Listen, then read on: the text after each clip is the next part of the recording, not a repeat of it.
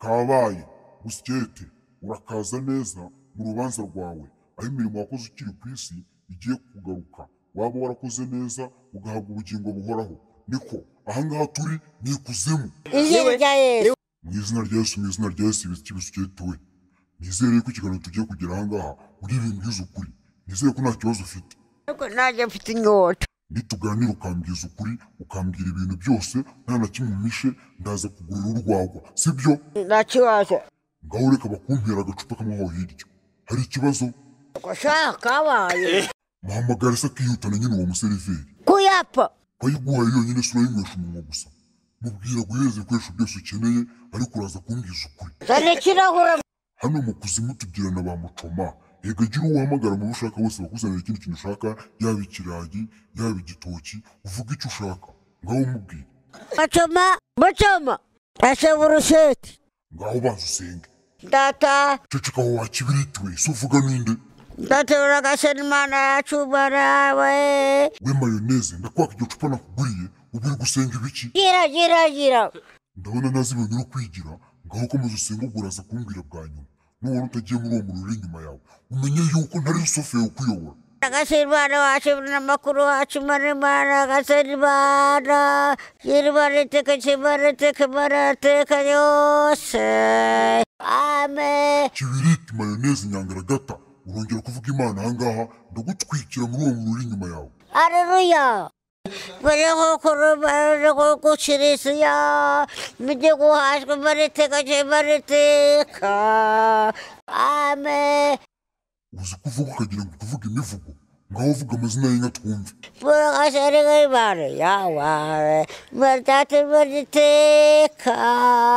ariko ngo ukigera ku isi yago niwe wakugumuye atuma utajya kumfasha kugumura urubyiruko niwe nyine niba ugiye kumbwiza ukuri ndakubabarira ariko numbeshya ndagushyira muri uwo muriro uri inyuma yawe sibyo nakoze go ngaho umbwira ukigera ku isi niki kintu wabanjije gukora Kagame arabizi ariko arankubitishije ni uwuhe munsi wahereyeho ukigera ku isi ugumura urubyiruko watangiye ryari ni kwa gatatu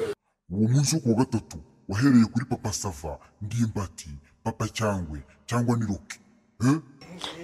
n'abagenda nta mafaranga ngaho ugende ujye kunzanira urubyiruko rwose rusigaye ku isi rw'abanyarwanda cyane cyane bariya b'abafungamutwe barimo Rocky Junior DJ Brian Yago Irene Chita Sabe n'abandi nk'abo ngabo bagiye bigumira bakanga gukora ibyo nabatuma $500 urashize noneho ndumuye ku mbaraga zanjye rusofero wa musaza iyo uvuga $500 ako rwose ndumiwe nk'ubu ufite imyaka ingahe ko jewe mfite imyaka y'15 turashize 15 igihe cyose namazanga nkutegereje nzi kuri uwo musaza kumbe ufite imyaka 15 yonyine ariko waje ryari naje mu gitondo nkumbura igitabo kirimo ibibazo byawe ibisubizo byawe ibitekerezo byawe nditegereza nsanga nta kintu na kimwe waba warakoze ku isi mu byo nagutumye wabitewe n'iki dani naje kubona kuri bihuta cyane we mayoneze vuga ibintu byumvikana ubwo uri kuvuga ngo iki cyangwa uteze umuseriveri yasize aho hanyuma se abantu bakoreshaga amayinteriviyu ukigera ku isi nagutumye ngo ujye kubashuka barusha ubwenge aho harimo ba Yago ba Sabe ba Irene ba Chita n'abandi bagiye batandukanye byarangiye gute bagiye kunkubitaho ukuntu nari nkwizeye rwose urambabaje hanyuma se bagukubitiye ni ku kabari bireseriye se ibintu ndi kubona nibyo uri burarira ngaho